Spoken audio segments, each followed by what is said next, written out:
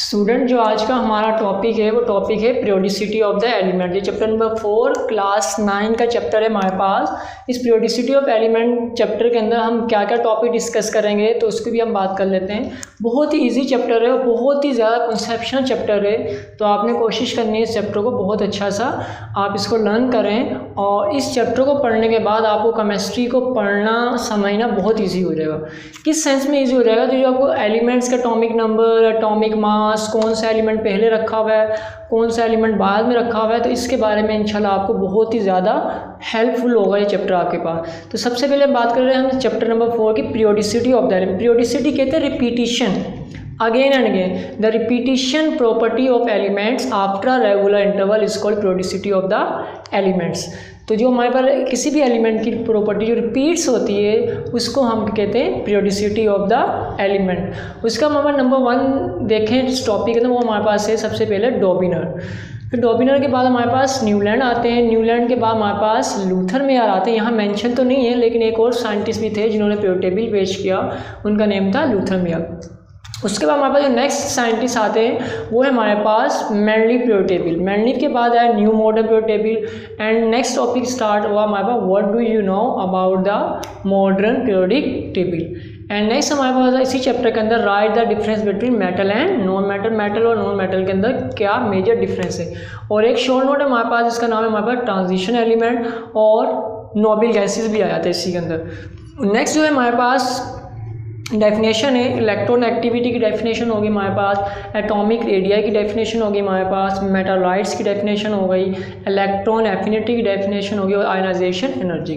तो सबसे पहले हम नंबर 1 साइंटिस्ट है डॉबिनर। तो सबसे पहले आपको ये पता होना चाहिए ये पीरियोडिक टेबल क्यों बनाया गया। पीरियोडिक टेबल इसलिए बनाया गया ताकि तमाम के तमाम एलिमेंट वो एक ही जगह पर आ जाए। तमाम के तमाम एलिमेंट किसी एक ही जगह पर आपको मिल जाएँ। जब तमाम चीज़ें एक ही जगह पर प्रेजेंट हो तो उसको स्टडी करना, कलेक्टिवली स्टडी करना बहुत आसान हो जाता है। तो क्या बात समझ में आई हमें? पीरियोडिक टेबल के बहुत ज़्यादा एडवांटेजेस हैं। पीरियोडिक टेबल के आने से हमें केमिस्ट्री को पढ़ना बहुत ज़्यादा आसान हो गया। उसके बाद ये पीरियोडिक टेबल हम डॉबिनर को क्यों पढ़ रहे हैं, न्यूलैंड को क्यों पढ़ रहे हैं? पीरियोडिक टेबल तो हमारे पास एक है। स्टूडेंट सबसे पहले जो पीरियोडिक टेबल पेश किया वो डॉबिनर ने किया। तो डॉबिनर का नाम है डॉबिनर लॉ ऑफ ट्राइएड। तो ये ट्राइएड का मतलब क्या है? इस पूरे वर्ल्ड के अंदर हमारे पास इसके पूरी स्टेटमेंट है। ट्राइएड कहते हैं 3 को। ट्राइएड किससे कहते हैं? 3 को। तो नंबर 1 अगर हम देखते हैं डॉबिनर को, नंबर 1 है हमारे पास डॉबिनर लॉ ऑफ ट्राइएड। तो ट्राइएड हम कहते हैं 3 एलिमेंट्स को, यानी कि ट्राइएड मीन्स 3 एलिमेंट। हम एग्जांपल से समझते हैं। तो सबसे पहले आपको बताना डॉबिनर ने जो एटॉमिक आपके पास पीरियोडिक टेबल पेश किया वो किसकी बेस पे किया?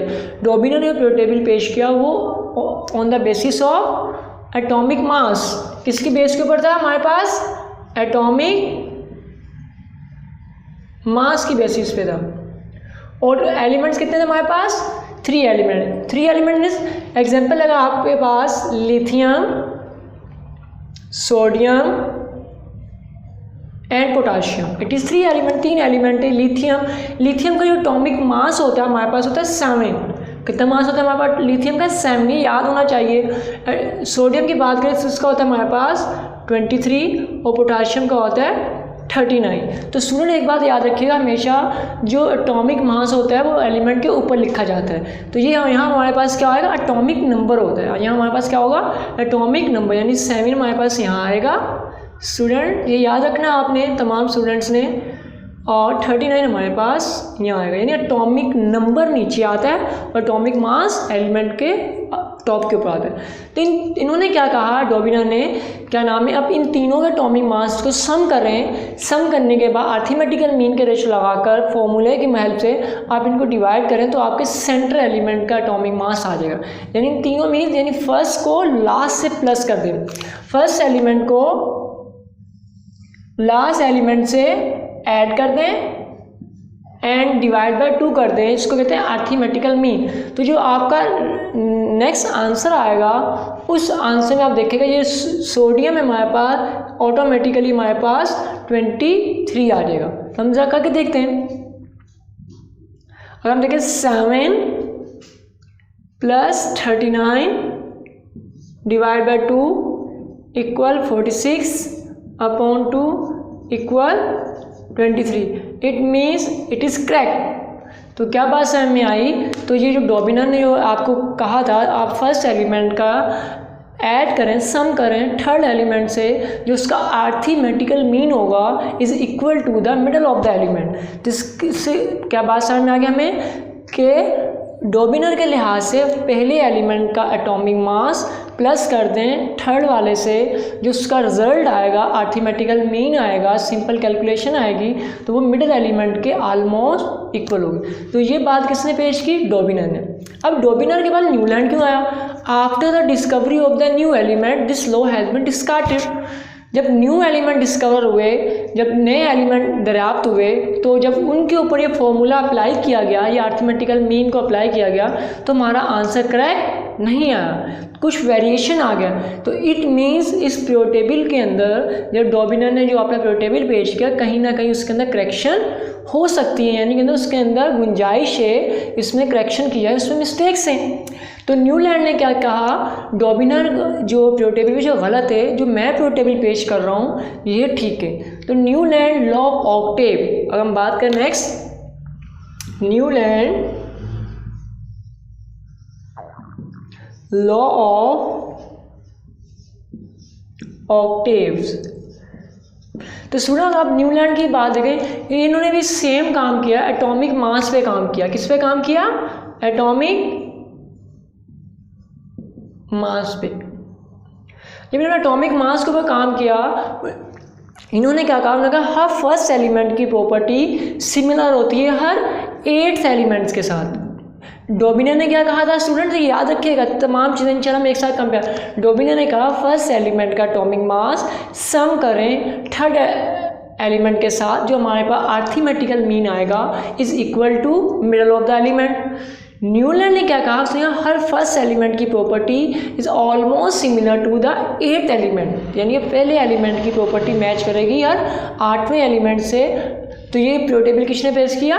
न्यूलैंड ने पेश किया on the basis of atomic mass. हम एग्जांपल देखते हैं ऐसा पॉसिबल है या नहीं। तो हम सबसे पहले बात देखें हमारे पास लिथियम में, एग्जांपल में lithium, beryllium, boron, carbon, nitrogen, oxygen, fluorine and, तो आप ये देखें लिथियम का एटॉमिक मास बेटा हमारे पास होता है 7, और सोडियम की बात करें तो हमारे पास होता है 23। इसका 7 होता है, इसका 23 होता है हमारे पास, इसलिए इसका 8 हो जाएगा हमारे पास, और मैग्नीशियम का हमारे पास 24 हो जाएगा। तो क्या बात है हमें स्टूडेंट, हमें हर 1 2 3 4 5 6 7 एंड 8, इट मीन्स ये हमारे पास लिथियम और सोडियम है, तो इन दोनों की प्रॉपर्टी आपस में मैच होनी चाहिए according to Newland law of octave. अब एक प्रॉपर्टी किस तरीके से मैच होगी? इसने कहा अगर आप ये देखें लिथियम को और सोडियम को देखें, इन दोनों के लास्ट शेल में एक इलेक्ट्रॉन आता है, जब किसी के शेल में सेम नंबर ऑफ इलेक्ट्रॉन होंगे it means to show a similar chemical properties of the element. तो क्या बात समझ में आई? अगर वैलेंस शेल के अंदर सेम नंबर ऑफ इलेक्ट्रॉन होंगे it means to show a same chemical property of the element. देखते हैं हम कैसे। अगर मैं लिथियम की बात करूं स्टूडेंट, लिथियम की, तो हमारे पास ये लिथियम है हमारे पास स्टूडेंट्स, ये हमारे पास क्या है? लिथियम 1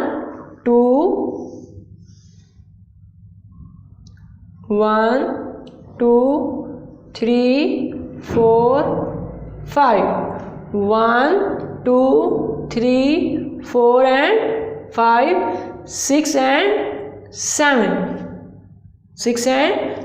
7 इलेक्ट्रॉन आ गए। इसलिए सोडियम की बात करें हम,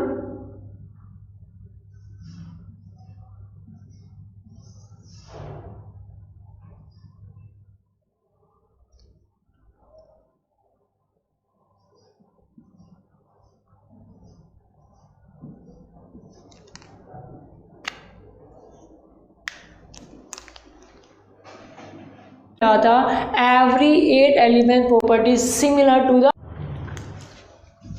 इसी तरीके से नेक्स्ट हमारे पास सेकंड है न्यूलैंड लॉ ऑफ ऑक्टेव। तो न्यूलैंड लॉ ऑफ ऑक्टेव ने क्या कहा, हर फर्स्ट एलिमेंट की प्रॉपर्टी मैच करेगी हर 8वें एलिमेंट से।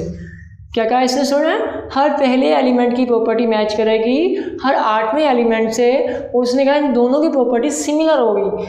किसने ये बात कही, न्यूलैंड ने कही। डॉबिनर ने क्या कही थी, डॉबिनर ने ये कहा था हमारे पास हर फर्स्ट एलिमेंट का एटॉमिक मास हम ऐड कर देते हैं हर थर्ड के साथ, जिसका अर्थमेटिकल मीन रिजल्ट आता है it is equal to the middle elements. इसी तरीके से न्यूलैंड ने पूरी उसकी प्रूव करके बताया। किस तरीके से, अगर हम एग्जांपल की बात करें तो हमारे पास lithium, beryllium, boron, carbon, nitrogen, oxygen and fluorine. इसी तरीके से हमारे पास सोडियम, मैग्नीशियम, और इसकी बात करें तो यहाँ आता है पोटाशियम। तो हमारे पास ये क्या है 1 2 3 4 5 6 7 एंड 8। इसके बाद 7 23 एंड 39। इस तरीके तमाम एलिमेंट का एटॉमिक मास आपकी बुक में आप देख लीजिएगा। तो ये एटॉमिक मास हमें क्या बता रहे हैं, डॉबिनर ने कहा हर इट मीन्स लिथियम और सोडियम की प्रॉपर्टी आपस में क्या होंगी, सिमिलर। सोडियम और पोटाशियम की प्रॉपर्टी आपस में क्या होंगी, सिमिलर। किस तरीके से सिमिलर होंगी, इसने कहा कितने लार्ज शेल में इलेक्ट्रॉन होंगे, अगर लार्ज शेल के नंबर ऑफ इलेक्ट्रॉन सेम हो गए तो हम उसको कहते हैं सिमिलर केमिकल प्रॉपर्टी। सबसे पहले स्टूडेंट आप ये समझे शेल क्या होता है, आउटर मोस्ट बाउंड्री क्या होती है। आउटर मोस्ट शेल किसे कहते हैं, वैलेंस शेल कहते हैं। मैं एक सर्कल बना रहा हूँ स्टूडेंट, यहाँ देखिएगा ये सर्कल है। इस सर्कल को आप सिंपल केमिस्ट्री लैंग्वेज में कहेंगे तो हम इसको कहेंगे न्यूक्लियस। क्या कहते हैं हम इसको, न्यूक्लियर। और इसके इर्द गिर्द मैंने एक और दायरा लगा दिया, एक और सर्कल लगा दिया। तो हमेशा याद रखिएगा पहला जो आपने सर्कल लगाया इसमें नंबर ऑफ इलेक्ट्रॉन 2 होते हैं। कितने इलेक्ट्रॉन होते हैं, सिर्फ 2 इलेक्ट्रॉन होते हैं। स्टूडेंट कितने इलेक्ट्रॉन होते हैं, 2 ही, हमेशा याद रखें। फर्स्ट हमारे पास जो शेल होता है जिसको हम फर्स्ट ऑर्बिट के अंदर सिर्फ number of shell, number of electron 2 होते हैं। इसी तरीके से जो लास्ट सब्जेक्ट है इसके लिहाज से लास्ट है, इसके बाद कोई और नहीं। तो ये वैलेंस शेल कहलाएगा। क्या कहलाएगा, ये वैलेंस शेल। इसी तरीके से अगर हम बात करें सोडियम की, अगर हम सोडियम की बात करें स्टूडेंट, तो सोडियम का जो एटॉमिक नंबर होता है 11 होता है। यहाँ देखिएगा इसके लिहाज से इसके पास नंबर ऑफ शेल इंक्रीज करके, तो इसका वैलेंस शेल ये होगा। तो क्या बात समझ में आई। अब आप स्टूडेंट देखें दोनों के वैलेंस शेल सेम है, यानी दोनों के वैलेंस शेल में एक एक इलेक्ट्रॉन आ रहा है, तो इट मीन्स इन दोनों की chemical property similar. Next student जो हमारे पास है वो मेंडली पीरियोडिक टेबल। तो हमने लास्ट लेक्चर में अभी हमने कितने पीरियोडिक टेबल पढ़ लिए, डॉबिनर का पढ़ लिया, न्यूलैंड का पढ़ लिया। इंशाल्लाह नेक्स्ट हम स्टार्ट कर रहे हैं मेंडली। डॉबिनर का क्यों फेल हो गया, after the discovery of the new element this law has been discarded. नए एलिमेंट डिस्कवर हुए, लॉ डिस्कार्ड हो गया।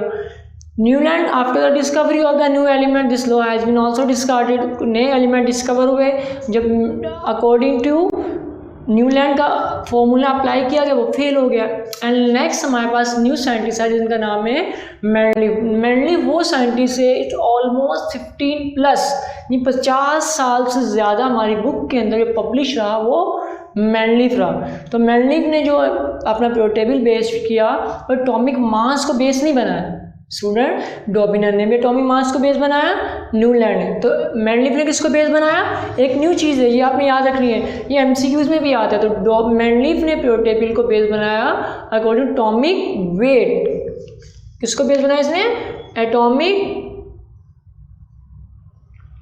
वेट। तो इसने क्या कहा, when an element are arrange to ascending order to the atomic weight it repetition property after regular interval is called Mendeleev periodic table या Mendeleev periodic law. इसने क्या कहा, हर एलिमेंट को आप अरेंज करें असेंडिंग ऑर्डर में और किसकी बेस के ऊपर, एटॉमिक वेट को। तो इसके बाद मेंडली का जो पीरियोडिक टेबल था उसमें बहुत ज़्यादा अच्छे पॉइंट्स थे, बहुत गुड पॉइंट्स है। सबसे फ़ायदा ये हुआ मेंडली के पीरियोडिक टेबल आने के बाद हमें ये आसानी हो गई कि हमें ये पता चल गया कि पीरियोडिक टेबल के अंदर डिवीजन कैसे होती है। तो मेंडली ने हमें यहाँ एक कॉन्सेप्ट दिया, वो एक कॉन्सेप्ट दिया ग्रुप्स ऑफ पीरियड का, किसका कॉन्सेप्ट दिया हमें, ग्रुप्स एंड पीरियड्स। ग्रुप्स क्या होते हैं, जो पीरियड टेबल के अंदर वर्टिकल कॉलम्स होते हैं, पीरियड टेबल के अंदर क्या होते हैं, वर्टिकल कॉलम्स होते हैं, उनको हम ग्रुप कहते हैं। और जो हॉरिजॉन्टल लाइंस होती हैं उनको हम क्या कहते हैं, पीरियड्स कहते हैं। तो ये हमारे पास पीरियड टेबल था मेंडलीव का, अगर हम इसकी ग्रुप की बात करें तो टोटल 8 ग्रुप थे। कितने ग्रुप थे, 8 ग्रुप। लेकिन पीरियड 12 से, कितने, how many period Mendeleev period table, they are 12 period. तो टोटल पीरियड्स कितने हो गए स्टूडेंट, 12। तो ये ग्रुप और पीरियड का कॉन्सेप्ट किस तरीके से, आप ज़रा देखिएगा, ये बॉक्स बना रहे हैं हम,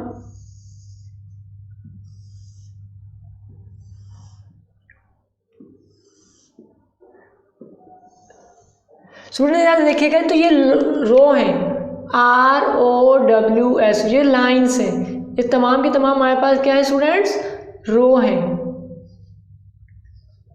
और ये हमारे पास कॉलम है, ये हमारे पास क्या है, कॉलम्स।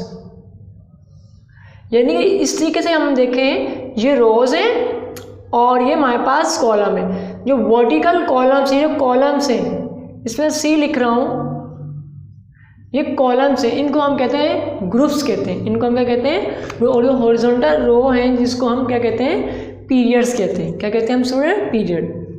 इसी तरीके से मेंडलीव के पीरियड टेबल की अगर हम बात करें, इसके अंदर इसके एडवांटेज भी थे और इसके डिसएडवांटेज। थोड़े मैं आपको एडवांटेज बता देता हूँ। सबसे ज़्यादा आसानी यही मेंडलीव का पीरियड टेबल आने के, हमें एक ग्रुप और पीरियड का कॉन्सेप्ट आ गया, नंबर 1। नंबर 2 ये हुआ, हमें केमिस्ट्री को पढ़ना और समझना और ज़्यादा आसान होगा, तमाम के तमाम एलिमेंट हमारे पास एक ही जगह पर आ गए।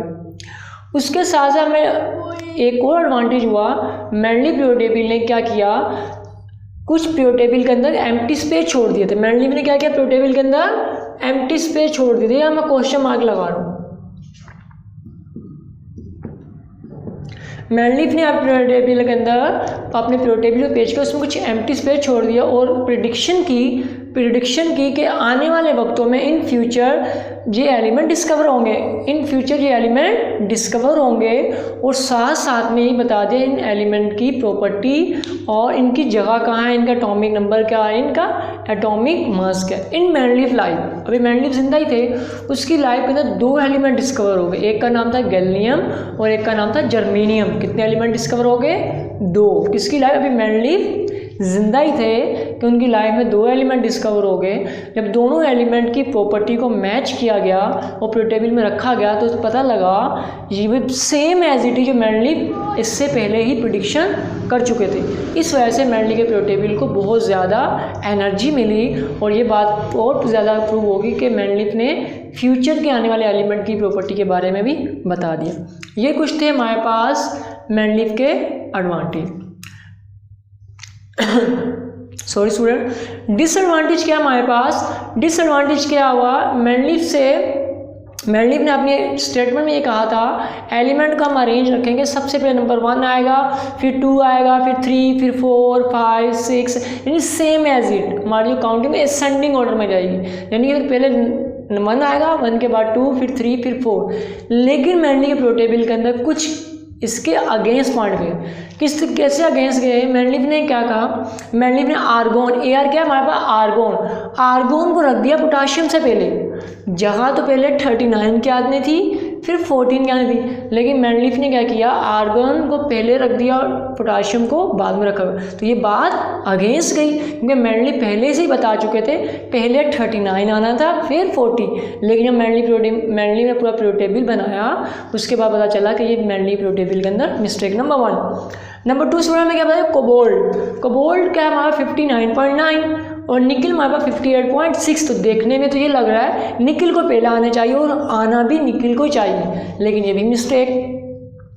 नेक्स्ट है हमारे पास टेलेनियम 127.6 एंड आयोडीन 126.6। तो आना किसको चाहिए हमारे पास, आयोडीन को, लेकिन मेंडलीव ने किसको रख दिया, टेलेनियम। तो ये वो एक मिस्टेक थी मेंडलीव की जो मेंडलीव की स्टेटमेंट के अगेंस्ट गई, नंबर 1। नंबर 2, मेंडलीव ने के पीरियड टेबल के अंदर ना तो आइसोटोप्स की जगह थी, नॉन मैंडली के पीरियोडिक टेबल के अंदर क्वाइन एज मेटल की जगह थी। क्वाइन एज मेटल किसे कहते हैं? सोने के सिक्के, गोल्ड, कॉपर, सिल्वर। तो मैंडलीफ ने क्या किया, ये जो गोल्ड, कॉपर, सिल्वर था, इनको ग्रुप 1 और ग्रुप 2 के अंदर रख दिया। तो ये सेकंड मिस्टेक मैंडलीफ की।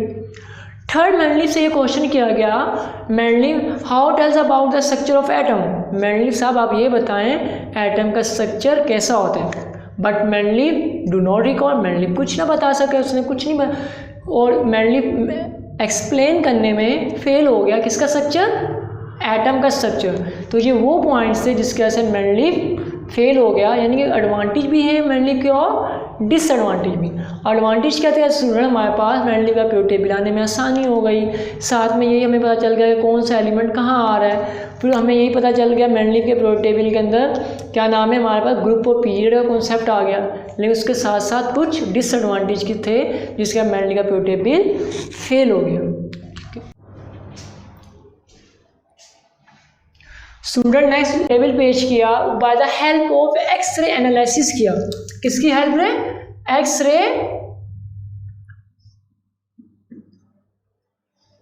एनालिसिस। डॉक्टर मोज़ले ने जो आपके पास पीरियोडिक टेबल पेश किया, उसने एक्सरे की हेल्प से एटम का स्ट्रक्चर, एटम के अंदर क्या न्यूक्लियस है, न्यूक्लियस में क्या है, उन तमाम चीज़ों को एक्सप्लेन किया एक्सरे की हेल्प से। अब डॉक्टर मोज़ले का पीरियोडिक टेबल था, ये बेस्ड था अकॉर्डिंग टू एटॉमिक नंबर। किस पे बेस्ड था? Atomic number. तो हमारी बुक के अंदर पीरियोडिक टेबल है वो ये वाला पीरियोडिक टेबल है, डॉक्टर मोज़ले का। ठीक है, किसके ऊपर बेस बनाया इसने? एटॉमिक नंबर को। नंबर 1 इसने क्या कहा, When an element are arranged to the ascending order according to the atomic number, यानी कि हमने एलिमेंट को इस तरीके से अरेंज किया गया कि असेंडिंग ऑर्डर में atomic number, number 1, number 2, number 3, number 4, इस तरीके से हमने अरेंज किया। सेकेंड इन्होंने बताया ग्रुप और पीरियड। तो डॉक्टर मोज़ले मॉडर्न पीरियोडिक टेबल है, उसमें हमारे पास टोटल ग्रुप्स हैं वो 8 ग्रुप्स हैं। कितने ग्रुप्स हैं? 8, 1 2 8। नंबर 1 बात, तो 1 to 8 ग्रुप्स हैं।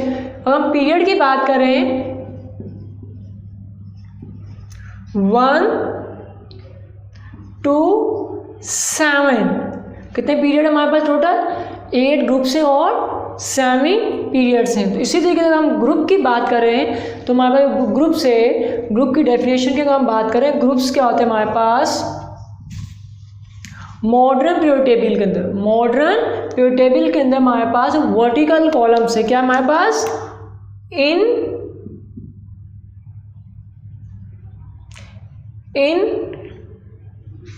पीरियोडिक टेबल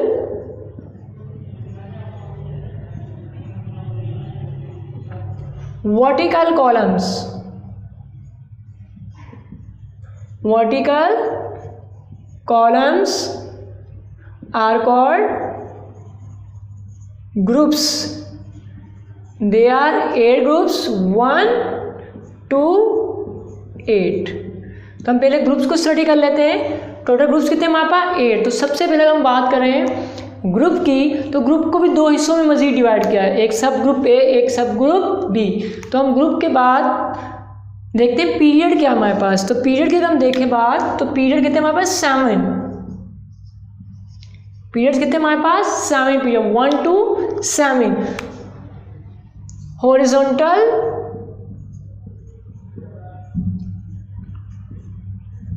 हॉरिजॉन्टल रो जो है हमारे पास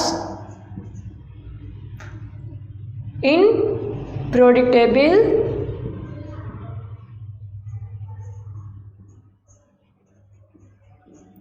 horizontal row in periodic table are called periods. तो अगर हम पीरियड्स की बात करें, नंबर 1 बात करें, पीरियड नंबर 1,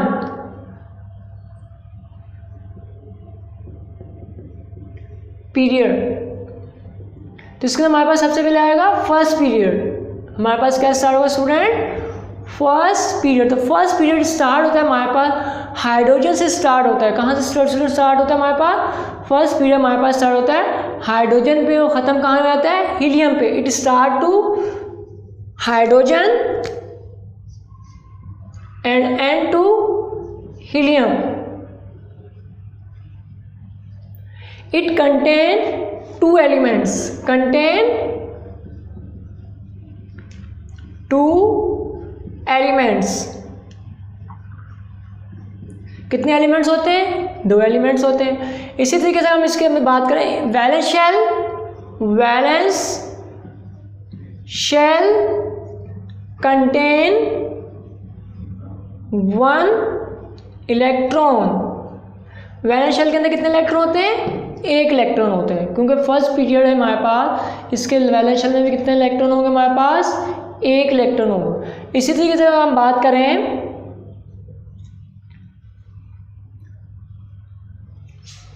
इसके बाद हम बात करें, ये पॉइंट तो गलत हो गया. तो हमारे पास फर्स्ट पीरियड हाइड्रोजन और हीलियम, उसके अंदर कितने हमारे पास एलिमेंट्स होते हैं? 2. उस साइड हम इसको तो शॉर्टेस्ट पीरियड. स्टूडेंट क्या कहते हैं हम इसको? Shortest period. इसके बाद हमारे पास आता है सेकंड पीरियड. क्या आता है student? Second period. Second period के अंदर हमारे पास 8 एलिमेंट आते हैं. टोटल 8 एलिमेंट्स आते हैं. कितने स्टूडेंट आते हैं? स्टार्ट होगा हमारे पास लिथियम 3 से, एंड होगा नियॉन 10 पर, और कंटेन यहाँ 2 थे तो यहाँ पर 8 elements. Shortest period, it short period. Clear? Next third period. Third period के अंदर हमारे पास स्टूडेंट्स क्या होगा? स्टार्ट होगा हमारे पास सोडियम 11 से, एंड होगा हमारे पास सोडियम से ख़त्म होगा. स्टार्ट होगा, एंड कहाँ पर होगा? आर्गॉन 18 तक. कहाँ पर ख़त्म होगा हमारे पास? आर्गॉन पर. और इसके अंदर हमारे पास कितने टोटल एलिमेंट होंगे स्टूडेंट्स? इसके अंदर हमारे पास same as it contain 8 element, and it also short period. Clear students? इसके बाद हमारे पास आया था fourth period. Fourth period. Student हम फोर्थ पीरियड की बात करें तो ये स्टार्ट होता है पोटाशियम से. कहाँ से स्टार्ट होगा हमारे पास? पोटाशियम 19 से, ख़त्म होता है हमारे पास krypton 36. It start to potassium 19 and and to krypton 36. It contain 18 element. 18 element होते हैं हमारे पास, and it is long period. ये पीरियड हमारे पास क्या है? लॉन्ग. एंड नेक्स्ट है हमारे पास fifth period. Fifth period. Fifth period हमारे पास स्टार्ट हो रहा है. देखिए यहाँ पर लिथियम, सोडियम, पोटाशियम. नेक्स्ट हमारे पास है rubidium. Rubidium 37 to and xenon 54. Start to rubidium and to xenon. Fifth contain 18 element. It is also long period. And next sixth period. Student six period है, ये स्टार्ट होगा हमारे पास caesium 55 से, and होगा radon 86 और कंटेन 32 एलिमेंट्स. इसमें कितने elements होते हैं? It is longest period. ये पीरियड हमारे पास क्या है? लॉन्गेस्ट पीरियड है. एंड लास्ट है सेमिन पीरियड। सेमिन पीरियड हमारे पास क्या है स्टूडेंट, वो इनकम्प्लीट पीरियड है। कैसा पीरियड है, इनकम्प्लीट, और इसके अंदर टोटल जो एलिमेंट्स आते हैं हमारे पास वो कितने आते हैं, 14 एलिमेंट्स आते हैं। कितने एलिमेंट्स आते हैं, 14। तो 6 के बाद सेवेंथ पीरियड, तो 7 पीरियड के अंदर हमारे पास कितने इलेक्ट्रॉन आते हैं हमारे पास टोटल, यहाँ से खत्म, तो लेंथियम से स्टार्ट होता है हमारे पास 87 से एंड LR 103 तक जाता है। और ये हमारे पास क्या है, इनकम्प्लीट पीरियड है, और टोटल एलिमेंट्स के अंदर कितने आते हैं, 14 आते हैं। Clear students.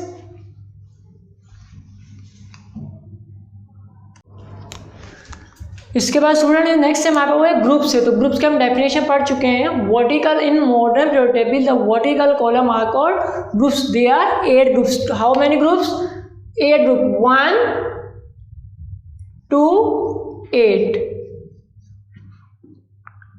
तो हमारे पास ग्रुप 1 की बात कर रहे हैं, तो ग्रुप 1 जो हमारे पास कहलाता है स्टूडेंट, वो कहलाता है एल्कली मेटल।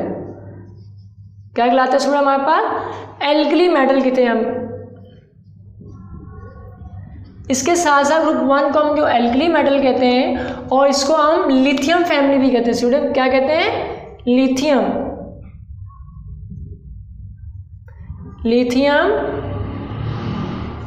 लिथियम फैमिली भी कहते हैं। लिथियम फैमिली के बाद हम इसकी नेक्स्ट पॉइंट की बात करें तो हमारे पास इसमें आता है 1 इलेक्ट्रॉन। वैलेंस शेल में कितने इलेक्ट्रॉन होते हैं, 1 इलेक्ट्रॉन होता है।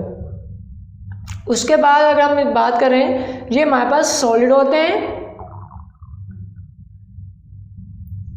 और इनका मेल्टिंग और बॉइलिंग पॉइंट होता है high melting and boiling point.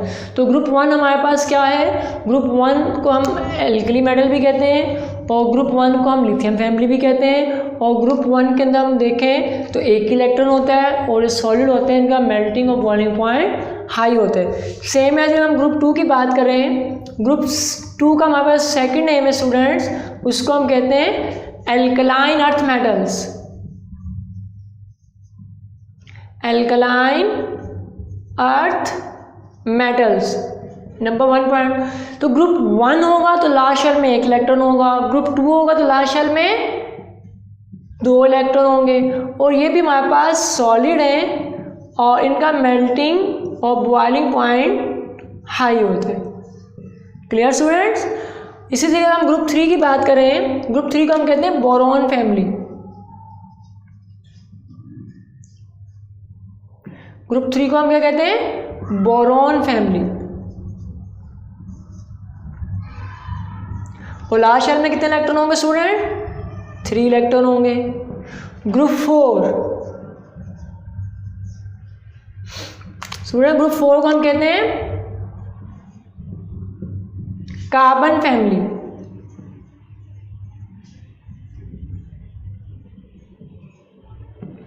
Group 5 को हम क्या कहेंगे, नाइट्रोजन फैमिली। स्टूडेंट ग्रुप 5 को क्या कहते हैं हम, नाइट्रोजन फैमिली। ग्रुप 6 को कहते हैं हम ऑक्सीजन फैमिली। ग्रुप 6 को हम क्या कहते हैं, ऑक्सीजन फैमिली। ग्रुप 7 को हम कहते हैं halogen family. And group 8 student, group 8 को हम कहते हैं नोबल गैसेस या जीरो ग्रुप। स्टूडेंट ये देखें आप, तो मैंने पूरा व्हाइट बोर्ड लिख दिया है। तो ग्रुप 1 को मैं ज़रा प्रॉपर्टी में रिपीट कर देता हूँ। तो ग्रुप 1 है हमारे पास, उसको हम कहते हैं alkali metal lithium family. Group 2 को हम कहते हैं alkaline earth metal beryllium family. Group 3 को हम कहते हैं हमारे पास बोरॉन फैमिली। ग्रुप 4 को कहते हैं हम कार्बन फैमिली। ग्रुप 5 को कहते हैं नाइट्रोजन फैमिली। ग्रुप 6 को कहते हैं ऑक्सीजन फैमिली। ग्रुप 7 को कहते हैं हम हैलोजन फैमिली। एंड ग्रुप 8 को कहते हैं जीरो ग्रुप भी कहते हैं, नोबल गैसेस भी कहते हैं, इनर्ट भी कहते हैं, नॉन रिएक्टिव कहते हैं। ये तमाम मैंने आपको सीक्वेंस वाइज ग्रुप की प्रॉपर्टीज़ बता दी। अब इस प्रियोटेबल के अंदर, क्योंकि लास्ट टॉपिक है हमारा, इसके अंदर जो समझने की स्टूडेंट्स बात है वो ये है कि प्रियोटेबल की कुछ प्रॉपर्टी मैं आपको बता रहा हूँ, तो कोशिश करिएगा आप लिखिएगा कुछ प्रॉपर्टी से भी लिहाज आपको। मिसाल के तौर पर ग्रुप 1 का सेकंड नाम है हमारे पास lithium family, it is major point.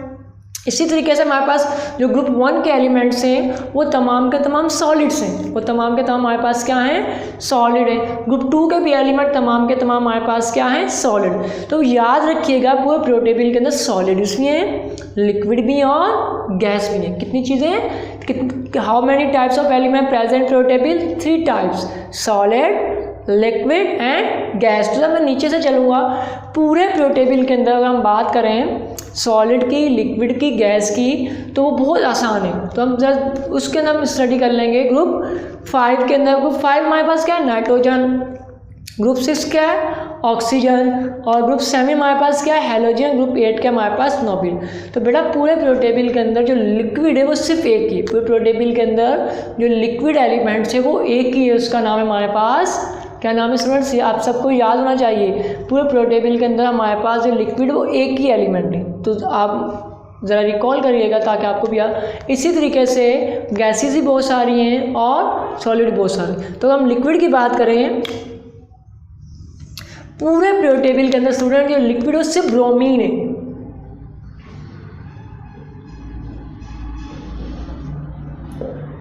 पूरे प्रियोटेबल के अंदर जो लिक्विड एलिमेंट है ब्रोमीन है। कुछ जगहों पर मरकरी को भी कहा जाता है। Bromine and mercury both are liquid. Number 1 बात, बेसिस ऑफ लिक्विड। अब नेक्स्ट है पूरे प्रियोटेबल के अंदर जो सबसे ज़्यादा पावरफुल है, जो सबसे ज़्यादा पावरफुल है वो कौन है, पूरे प्रियोटेबल में सबसे ज़्यादा पावरफुल है वो फ्लोरीन। पावरफुल एलिमेंट वो हमारे पास क्या है, वो है हमारे पास फ्लोरीन। पूरे प्रियोटेबल के अंदर सबसे पावरफुल एलिमेंट है वो है फ्लोरीन। एंड पूरे प्रियोटेबल के अंदर जो रिएक्ट नहीं करते, नॉन रिएक्टिव है, वो है हमारे पास ग्रुप 8 के एलिमेंट। ग्रुप 8 के एलिमेंट हमारे पास क्या है, नॉन रिएक्टिव, यानी कि ये रिएक्शन के अंदर हिस्सा नहीं लेते। तो क्या बात समझ में आई, ग्रुप 8 हमारे पास क्या, helium, neon, argon, krypton and xenon. ये वो एलिमेंट्स हैं जो रिएक्शन में हिस्सा नहीं लेते। क्यों नहीं लेते ये भी समझ लें स्टूडेंट, क्योंकि इनका वैलेंस शेल कंप्लीट है। क्या कंप्लीट, इनका वैलेंस शेल। वो तमाम एलिमेंट जिनका वैलेंस शेल कंप्लीट हो वो नॉन रिएक्टिव होते हैं। एलिमेंट रिएक्टिव होता है इसीलिए कि वो इनकम्प्लीट होता है, या तो इलेक्ट्रॉन लॉस करेगा या इलेक्ट्रॉन गेन करेगा। लेकिन खुशनसीबी से ये ग्रुप 8 के कितने भी एलिमेंट हैं इन तमाम का वैलेंस शेल कंप्लीट है, इसलिए हम इनको क्या कहते हैं, नोबल गैसेस भी कहते हैं। ग्रुप 8 के बाद हम ग्रुप 7 की बात करें तो इसमें आता है हमारे पास फ्लोरीन। ग्रुप 7 की हम बात करें 7, fluorine, chlorine, bromine, iodine and astatine. सुनिए ये वो एलिमेंट है हमारे पास, फ्लोरीन और क्लोरीन जो हमारे पास है गैसेस हैं, ये हमारे पास क्या है, गैसेस। ब्रोमीन हमारे पास क्या है, liquid. And iodine and astatine हमारे पास क्या है, सॉलिड। तो ग्रुप 7 जो है हमारे पास वो पूरे प्रियोटेबल के अंदर मोस्ट पावरफुल है। Most powerful in the sense of more electronegative, यानी कि सबसे पहले अगर ये अटैक करता है और किसी दूसरे का इलेक्ट्रॉन एक्सेप्ट कर लेता है या दूसरे का इलेक्ट्रॉन अट्रैक्ट कर लेता है अपनी तरफ, उसके इलेक्ट्रॉन को अपनी तरफ अपने शेल में खींच के ले आता है। तो इसलिए इसको हम क्या कहते हैं, more powerful, more electronegative element in a periodic table या more electronegative group in a periodic table. Clear student. इसी तरीके से हम बात करें लिक्विड की तो पूरे प्रियोटेबल के अंदर लिक्विड से हमारे पास क्या आता है, ब्रोमीन आता है। तो स्टूडेंट्स ये हम थोड़ा सा हमने इसको रिकॉल किया है, तो ये जो मैंने आपको पॉइंट्स बताया कोशिश करेगा आप इसको लिखेगा और अगेन इसको रिकॉल करें। तो इंशाल्लाह नेक्स्ट देखते हैं। स्टूडेंट जो नेक्स्ट लेक्चर है वो हमारे पास डेफिनेशन है, चैप्टर 4 चल रहा है हमारे पास, ये लास्ट लेक्चर है और लास्ट लेक्चर के अंदर हमारे पास क्या डेफिनेशन है। इस डेफिनेशन के अंदर हम बात देखें तो स्टूडेंट ये हमारा नेक्स्ट टॉपिक है, ये है हमारे पास डेफिनेशन। डेफिनेशन में सबसे पहले electron activity, ionisation potential, electron affinity, metalloids, atomic radius, transition element. तो सबसे नंबर 1 पे हम देखते हैं इलेक्ट्रॉन एक्टिविटी। चलो समझिएगा इलेक्ट्रॉन एक्टिविटी क्या होती है। तो मैंने अभी आपको थोड़ी देर पहले बताया कि ग्रुप 7 के जो एलिमेंट्स हैं वो मोर पावरफुल हैं, वो हमारे पास क्या है, मोर पावरफुल हैं। तो वो किसी भी दूसरे एलिमेंट में से लास्ट शेल में से इलेक्ट्रॉन को अपनी तरफ अट्रैक्ट कर लेते हैं, हम उसको कहते हैं ये एलिमेंट बहुत ज़्यादा पावरफुल है, इलेक्ट्रोनेगेटिविटी। इसी सलाहियत को, इसी टेंडेंसी को हम कहते हैं इलेक्ट्रोनेगेटिविटी। तो क्या हुआ, it is a relative tendency. क्या डेफिनेशन बनी, it is a relative tendency to attract a shared pair of electron toward itself. वो पावर, वो टेंडेंसी जो किसी दूसरे के शेल में से इलेक्ट्रॉन खींच के अपने पास ले आए, उसको हम कहते हैं इलेक्ट्रोनेगेटिविटी। बहुत आसान मिसाल देकर समझाऊंगा। सोडियम क्लोराइड NaCl, NaCl का सॉल्ट, इस NaCl को आप गौर से देखें तो इसके अंदर जो क्लोरीन है, एक सोडियम है और एक क्लोरीन। स्टूडेंट ये देखिए, ये सोडियम है और क्लोरीन है। तो सोडियम के लास्ट शेल में कितने इलेक्ट्रॉन है स्टूडेंट, एक इलेक्ट्रॉन है। क्लोरीन के लास्ट शेल में 7 है, 1 2 3 4 5 6 एंड 7। तो ये जो क्लोरीन है इस इलेक्ट्रॉन को अपनी तरफ अट्रैक्ट कर लेते हैं, ये इलेक्ट्रॉन यहाँ पर आ जाता है, तो ये इलेक्ट्रॉन यहाँ है। तो it means chlorine is a electro negative element, chlorine is a electro negative element. तो क्या बात समझ में हमें, वो पावर, वो टेंडेंसी जो किसी दूसरे के शेल में से इलेक्ट्रॉन को निकाल के ले आए, उसको हम क्या कहते हैं, इलेक्ट्रोनेगेटिविटी। क्लियर। नेक्स्ट है आयनाइजेशन पोटेंशियल। स्टूडेंट क्या हमारे पास, आयनाइजेशन पोटेंशियल। आयनाइजेशन पोटेंशियल को स्टूडेंट्स आयनाइजेशन एनर्जी भी कहते हैं। इसको क्या कहते हैं हम, आयनाइजेशन एनर्जी। इसकी डेफिनेशन भी मिलती जुलती लेकिन बहुत आसान है। वो कहते हैं पावर थी, ये कहते हैं minimum amount of energy is required to remove the electron in a valence shell. वो एनर्जी, यहाँ देखिए स्टूडेंट्स, हमारे पास एक शेल बना दिया मैंने,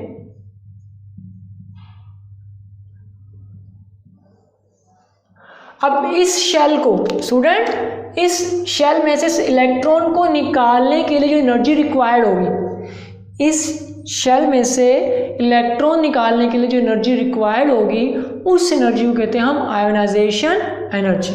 क्लियर। नेक्स्ट हमारे पास इलेक्ट्रॉन एफिनिटी। स्टूडेंट नेक्स्ट हमारे पास क्या है, इलेक्ट्रॉन एफिनिटी। इलेक्ट्रॉन एफिनिटी क्या असल में चेंज है। आपने देखा होगा जब यहाँ पर हमारे पास इलेक्ट्रोनेगेटिविटी और आयनाइजेशन पोटेंशियल को दोबारा रिकॉल करें, इलेक्ट्रोनेगेटिविटी हमारे पास स्टूडेंट्स क्या है, इलेक्ट्रोनेगेटिविटी हमारे पास ये है वो पावर, वो एनर्जी जो किसी दूसरे के शेल में से इलेक्ट्रॉन को अपनी तरफ खींच के ले, उसको हम कहते हैं इलेक्ट्रोनेगेटिविटी। नंबर 1 बात। नंबर 2 हमारे पास हम देखें आयनाइजेशन एनर्जी को, वो एनर्जी जो रिक्वायर्ड है किसी भी एलिमेंट के लास्ट शेल में से इलेक्ट्रॉन को निकालने के लिए।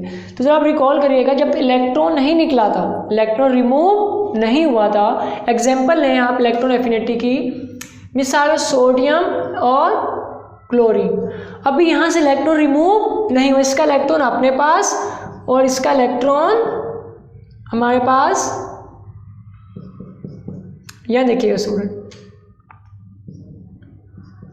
यहाँ देखिए इस टाइम पे इसकी एनर्जी, एक एग्जांपल है 74 जूल है, इस टाइम पे इसकी एनर्जी एग्जांपल 74 जूल है।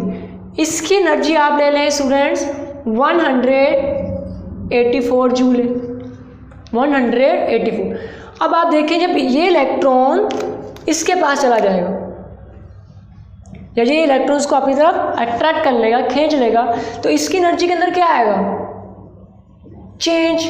और ये इलेक्ट्रॉन जब इसके पास आ जाएगा तो इसकी एनर्जी के अंदर भी क्या आएगा स्टूडेंट, चेंज। ये 2 चेंज आए, यानी इलेक्ट्रॉन लॉस करने से पहले और इलेक्ट्रॉन लॉस करने के बाद तो चेंज आया, जो चेंज है, जो एनर्जी का डिफरेंस है, इसको हम कहते हैं इलेक्ट्रॉन एफिनिटी। स्टूडेंट्स समझ में आया? इलेक्ट्रॉन एफिनिटी किसे कहते हैं? एनर्जी का जो डिफरेंस है, इलेक्ट्रॉन लॉस करने से पहले की एनर्जी, इलेक्ट्रॉन गेन करने के बाद की एनर्जी। मैं एग्जांपल देता हूँ ऐसा, मिसाल के तौर पर अब मेरे पास 100 रुपीज़ है, मेरे पास में कितने रुपीज़ है? 100। अब ये 100 रुपीज़ क्या हो गए? मुझसे खो गए, मुझसे लॉस हो गए। तो अब मेरे में क्या आया? मेरी एनर्जी में चेंज आ गया। पहले मेरे पास 100 रुपीज़ थे, उसमें 50 लॉस हो गया, 50 खर्च हो गए, तो मेरे पास कितने रह गए? 50 चेंज आया। इस चेंज को कहते हैं हम इलेक्ट्रॉन एफिनिटी। क्लियर? नेक्स्ट है स्टूडेंट हमारे पास मेटालाइट्स एक करेक्टरिस्टिक है। मेटालाइट्स हम किसे कहते हैं? ना सॉलिड हो ना लिक्विड हो। एक समझे ना, सॉलिड हो ना लिक्विड हो, जो दरमियान की हालत होती है उसको हम कहते हैं सेमी सॉलिड। ये तो बहुत ईजी। मेटालाइट्स का कहते हैं वो एलिमेंट जो ना मेटल हो ना नॉन मेटल। मेटालाइट्स स्टूडेंट्स क्या होते हैं हमारे पास? वो एलिमेंट्स जो ना तो नाइदर मेटल ना हमारे पास मेटल हो, ना हमारे पास नॉन मेटल्स हो, यानी कि ना मेटल हो ना नॉन मेटल, बल्कि इनके दरमियान की कंडीशन हो, उसको हम कहते हैं मेटालाइट्स। दरमियान की कंडीशन आप ये भी कह सकते हैं जब ये मेटल भी बिहेव करते हैं और as well as non metal behave करते हैं। सेकेंड मेटालाइट्स एग्जांपल देखें हमारे पास, हम ड्यूअल करैक्टर भी कहते हैं। हम इनको क्या कहते हैं? ड्यूअल करैक्टर भी कहते हैं। ठीक है स्टूडेंट, बहुत ही आसान है। यानी कि मेटालाइट्स क्या कहते हैं? जो मेटल और नॉन मेटल के दरमियान की प्रॉपर्टी रखें, या दोनों metal as well as non metal की प्रॉपर्टी में पाई जाए, हम उनको कहते हैं मेटालाइट्स। सेम ऐसे हमारे पास नेक्स्ट है atomic radii. Atomic radii, atomic radii बहुत आसान है स्टूडेंट, डायग्राम से देखिएगा।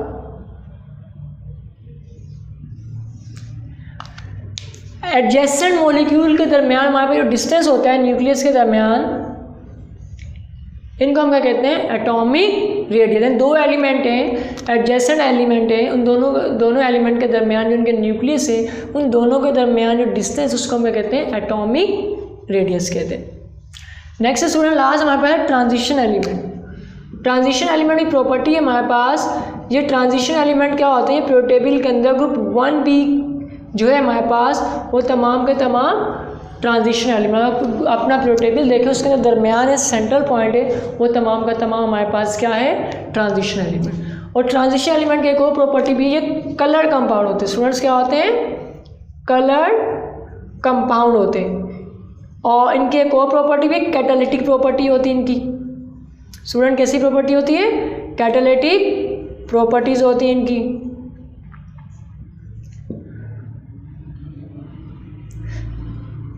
और इसी तरीके से ये कहाँ प्रेजेंट होते हैं student? Present in group 1b। तो कलर्ड क्यों होते हैं स्टूडेंट्स? एक बात याद रखिएगा, जो एलिमेंट हमारे पास कलर है, कॉपर ब्लू, जो ब्लू कलर का कॉपर है हमारे पास, वो colour compound transition element. Colour की जो बेसिक है वो डिपेंड करती है डायामैग्नेटिक है या पैरामैग्नेटिक। अब डायामैग्नेटिक पैरामैग्नेटिक, जो डायामैग्नेट्स होते हैं उनका वैलेंशियल कंप्लीट हो, यानी कि पेयर्ड के फॉर्म में होते हैं। जो नंबर ऑफ इलेक्ट्रॉन होते हैं वो पेयर्ड के फॉर्म में होते हैं, हम उसको कहते हैं डायामैग्नेटिक। जो डायामैग्नेट होते हैं वो कलरलेस होता है। वो कैसा होता है? कलरलेस। जो पैरामैग्नेट होते हैं वो हमारे पास पेयर फॉर्म में नहीं होते, बल्कि सिंगल फॉर्म में होते हैं, हम उनको कहते हैं पैरामैग्नेट। और ये पैरामैग्नेट होते हैं स्टूडेंट, वो तमाम के तमाम कलर कंपाउंड होते हैं। कैटालिटिक क्या है? आपने डेफिनेशन सुनी होगी। कैटलिस्ट क्या है? Catalyst is a chemical substance which alter the rate of chemical reaction without increasing itself. Catalyst एक ऐसा केमिकल सब्सटेंस है जो रेट ऑफ रिएक्शन इंक्रीज करता है। Catalyst is a chemical substance to increase the rate of chemical reaction. Catalyst एक chemical substance है जो reaction को बढ़ा देता है। बहुत ईजी है, मैं भी आपको समझ। फॉर एग्जांपल दो फ्रेंड हैं, बहुत अच्छे दोस्त हैं, दोनों बहुत ज़्यादा अच्छे दोस्त हैं।